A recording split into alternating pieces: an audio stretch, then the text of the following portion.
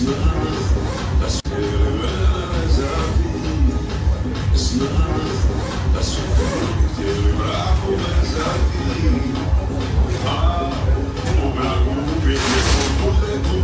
me jebava? Bro, are you fucking serious? Take this and get out. Take this and get out. Jebota, go. I won't pay this. Are you normal, bro? Your colleague was here 20 minutes ago.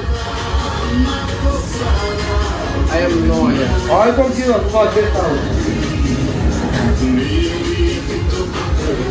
Normal to bring me the food like this. Just tell me that. Is this fucking normal, bro? Yes, it's not normal, bro. You can take this food and take it to your country and eat this garbage.